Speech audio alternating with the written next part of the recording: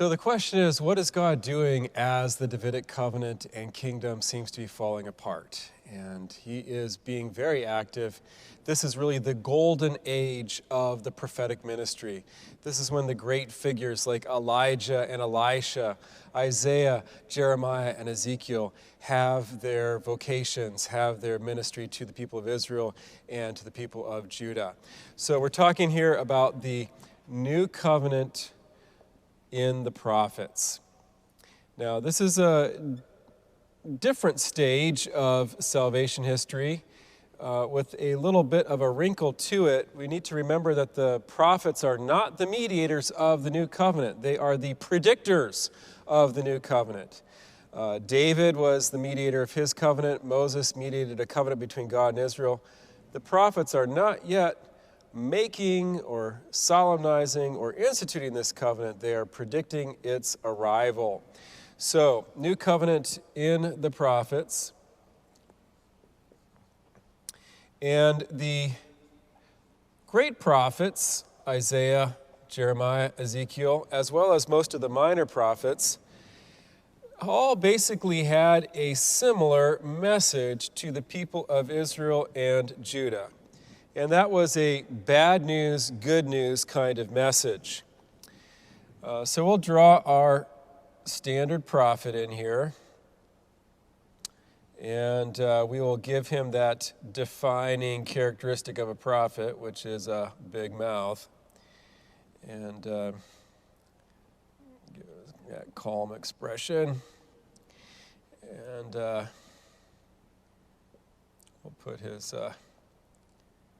hand up raised in one side there, making a point, and other hand open as he makes an appeal to the people of Israel. As I said, the prophets had basically a bad news, good news message.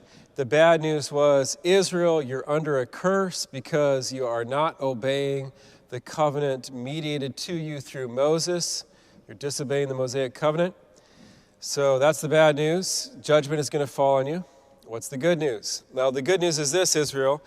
God is going to send a new covenant. And that new covenant is going to restore all the good things associated with the covenant with David. So what we're going to do here is we're going to draw in dotted lines, the basic elements of the Davidic covenant. So we're going to put in the temple here with its door and a little Star of David on the top there.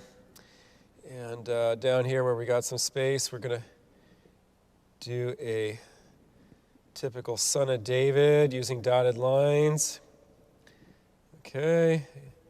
Give him the smile, some eyes, crown, scepter. So why are we putting in these elements of the Davidic covenant using dotted lines? It's because they are a future reality. As the prophets are prophesying, the actual Son of David is a rascal and the temple is falling apart. But the prophet foresees a better future where we're going to get a perfect temple and a perfect Son of David. This is, again, the new covenant promised in the prophets. So where are some passages in the prophets where we can see some predictions like this? Well, let's start with Jeremiah. That is because Jeremiah is the only prophet who uses the exact term new covenant. Jeremiah 31, verse 31 says, "The days are coming, says the Lord God, when I will make with the house of Israel and the house of Judah a new covenant, not like the covenant which I made with them when I took them by the hand to lead them out of Egypt, my covenant which they broke, and I had to show myself to be their master. But this is the covenant that I'll make with them in those days, says the Lord God. I will write my law upon their hearts." And it goes on to describe a new superior covenant, which is interior in nature, depending on the law in the heart rather than the law on stone tablets.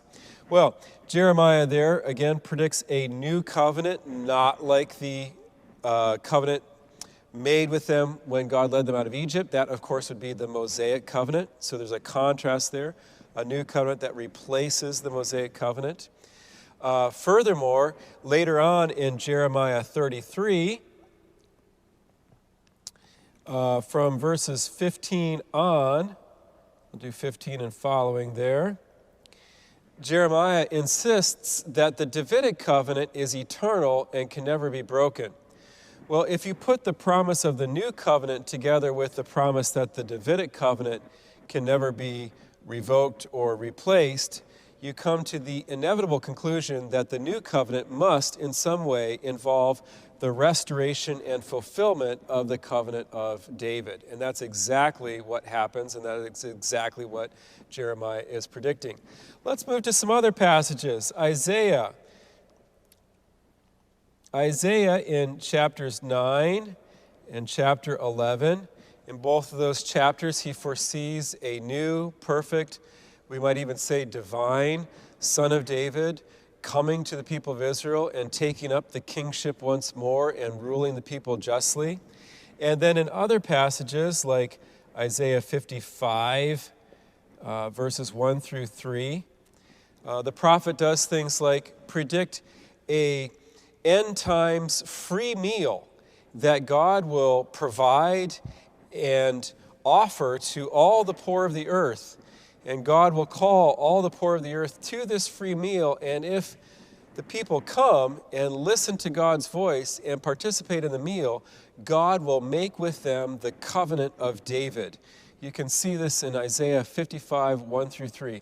It's a passage that we read as part of the 7 readings during the Easter Vigil. And appropriately so, because in the Easter Vigil, we're preparing new people who've heard the call of God and recognize that they are spiritually poor and have now come to a free meal that they're about to participate in for the first time, and that meal will initiate them into the covenant with David. And that is, of course, the Eucharist that we're preparing for at the Easter Vigil. But Isaiah predicts that new covenant through a free meal involving the restoration of the covenant love that once was given by God to David in Isaiah 55, 1 through 3. And then Ezekiel, I'll just mention some chapters of Ezekiel.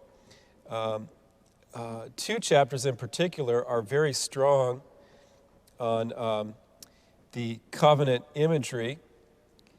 In both Ezekiel 34 and Ezekiel 37, the prophet predicts that one day God is going to bring a covenant of peace, a covenant of shalom. That word peace or shalom harks back to Eden, that peaceful garden where none of the animals ate one another, and it was just the green plants for food, where everyone could lay down and sleep in peace without fear. And Ezekiel likes that term, covenant of peace. That's his name, as it were, for the new covenant that's coming. And Ezekiel predicts that covenant is going to come, and when it comes, it's going to involve the restoration of David as prince over the people Israel once more. Of course, that's a metaphorical way of saying a son of David is going to arise and be king again.